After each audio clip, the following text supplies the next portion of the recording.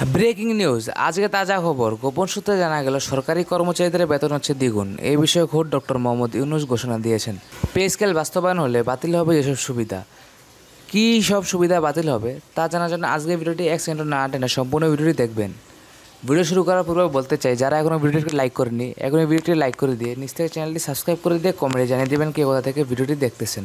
সরকারি কর্মকর্তা কর্মচারীদের জন্য নতুন জাতীয় বেতন কাঠামো প্রণয়নের উদ্যোগ নিয়েছে অন্তর্বর্তী সরকার। চলতি সরকারের মেয়াদে গেজেট আকারে নতুন পে স্কেল প্রকাশ এবং তা কার্যকর করার পরিকল্পনা রয়েছে। এরই মধ্যে জাতীয় বেতন কমিশন গঠিত হয়েছে, যা আগামী ডিসেম্বরের মধ্যে সরকারের কাছে চূড়ান্ত সুপারিশ জমা দেবে। সব কিছু ঠিক থাকলে আগামী বছরের শুরু থেকেই সরকারি চাকরিজীবীরা নতুন কাঠামোর সুবিধা ভোগ করতে পারবেন।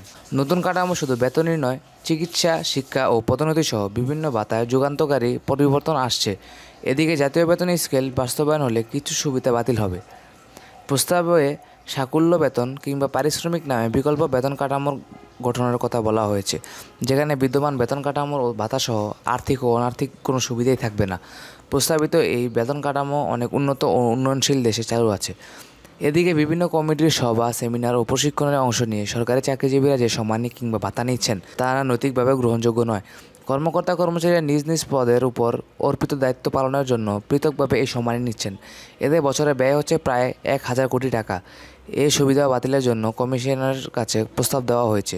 অর্থ উপদেষ্টা ডক্টর সালাউদ্দিন আহমেদ সম্প্রতি গণমাধ্যমকে জানান, পে কমিশনের সুপারিশের বাস্তবায়নে যে অতিরিক্ত অর্থের প্রয়োজন হবে তা সংশোধিত বাজেটে বরাদ্দ রাখা হবে। ডিসেম্বরে চলতি বাজেটে সংশোধনের কাজ শুরু হবে। তিনি আরও জানান, পে কমিশনের গেজেট প্রকাশের ওপর এই বাস্তবায়ন নির্ভর করবে, তবে আগামী বছরের শুরুতে এটি কার্যকর হতে পারে।